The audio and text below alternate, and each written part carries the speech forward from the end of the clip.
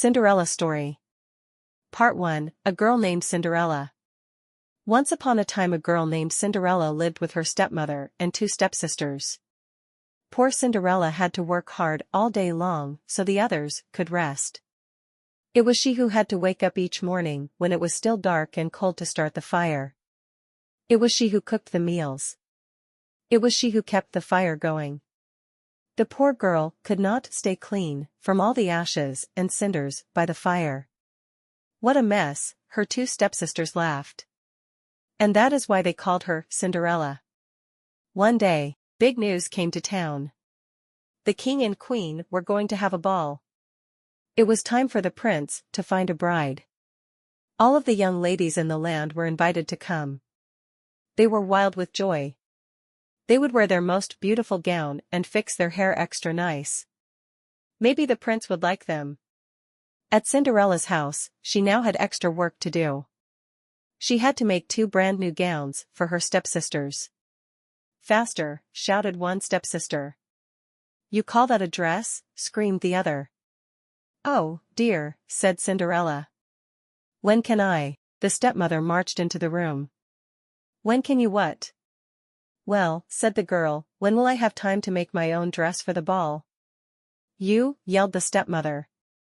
Who said you were going to the ball? What a laugh, said one stepsister. Such a mess. They pointed at Cinderella. All of them laughed. Cinderella said to herself, when they look at me, maybe they see a mess. But I am not that way. And if I could, I would go to the ball. Soon the time came for the stepmother and stepsisters to leave for the big party. Part 2, The Big Party. Their fine carriage came to the door. The stepmother and stepsisters hopped inside. And they were off. Goodbye, called Cinderella. Have a good time. But her stepmother and stepsisters did not turn around to see her. Ah, me, said Cinderella sadly. The carriage rode down the street. She said aloud, I wish I could go to the ball, too. Then, poof. All of a sudden, in front of her was a fairy. You called, said the fairy. Did I? Said Cinderella. Who are you? Why, your fairy godmother, of course. I know your wish. And I have come to grant it. But, said Cinderella, my wish is impossible. Excuse me, said the fairy godmother in a huff. Did I not just show up out of thin air? Yes, you did, said Cinderella. Then let me be the one to say what is possible or not. Well, I think you know I want to go to the ball, too. She looked down at her dirty clothes. But look at me. You do look a bit of a mess, child, said the fairy godmother. Even if I had something nice to wear, said the girl, I would have no way to get there. Dear me, all of that is possible, said the fairy. With that, she tapped her wand on Cinderella's head. At once, Cinderella was all clean. She was dressed in a beautiful blue gown. Her hair was set up high on her head inside a golden band. This is wonderful, said Cinderella. Who said I was done? Said the fairy godmother. She tapped her wand again. At once, a beautiful carriage came to be, with a driver and 4 white horses. Am I dreaming? Said Cinderella, looking around her.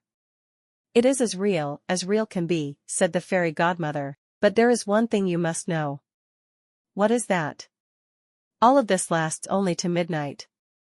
Tonight, at the stroke of midnight, it will all be over. Everything will go back to how it was before. Then I must be sure to leave the ball before midnight, said Cinderella. Good idea, said the fairy godmother. She stepped back. My work is done. And with that, the fairy godmother was gone.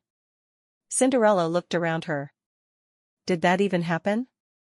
But there she stood in a fine gown, and with a golden band in her hair, and there were her driver and 4 horses before her, waiting. Coming? Called the driver.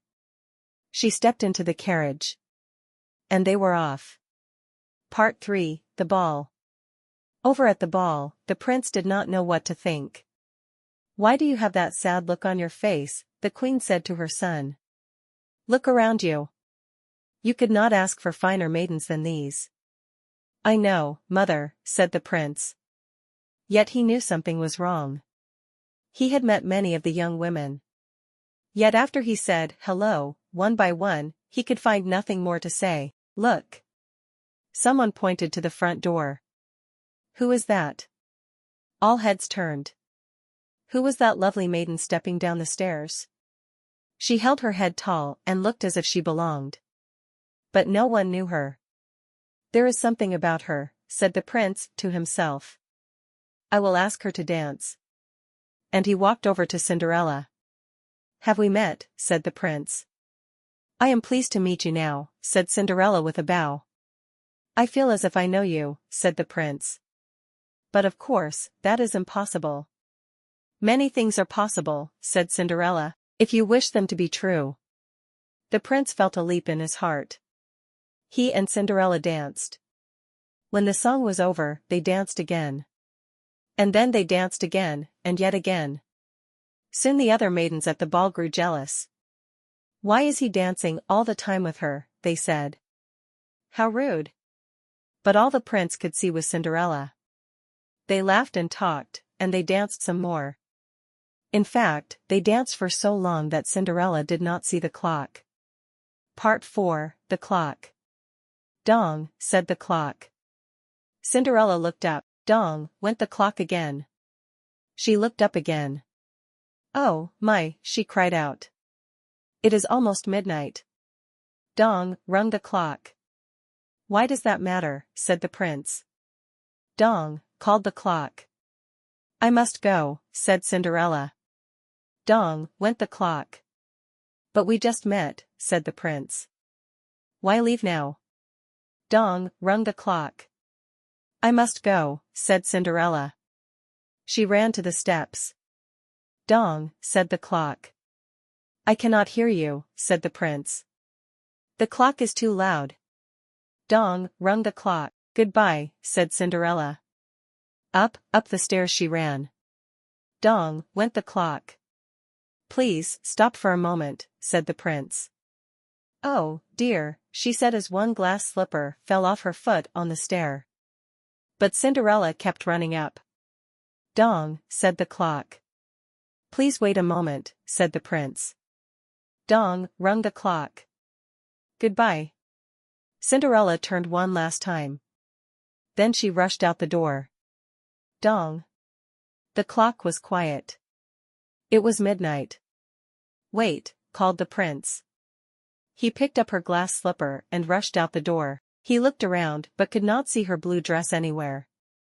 This is all I have left from her, he said, looking down at the glass slipper. He saw that it was made in a special way, to fit a foot like none other. Somewhere there is the other glass slipper, he said. And when I find it, I will find her, too. Then I will ask her to be my bride. Part 5, The Search. From hut to hut, from house to house, went the prince. One young woman after another tried to fit her foot inside the glass slipper. But none could fit. And so the prince moved on. At last the prince came to Cinderella's house. He is coming, called one stepsister as she looked out the window. At the door, screamed the other stepsister. Quick, yelled the stepmother. Get ready. One of you must be the one to fit your foot in that slipper. No matter what. The prince knocked. The stepmother flew open the door.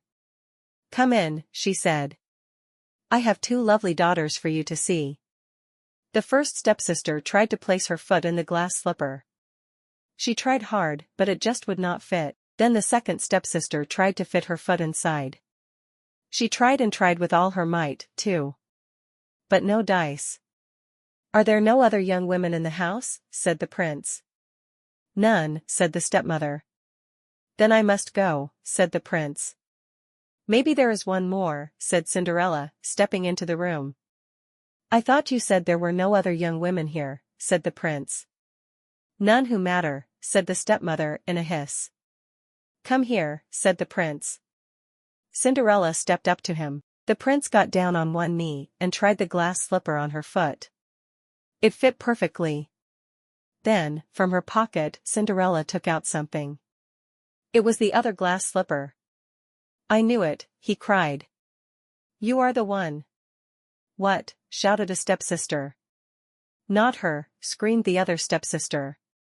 This cannot be, yelled the stepmother. But it was too late. The prince knew that Cinderella was the one. He looked into her eyes.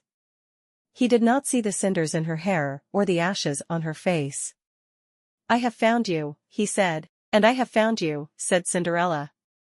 And so Cinderella and the prince were married, and they lived happily ever after.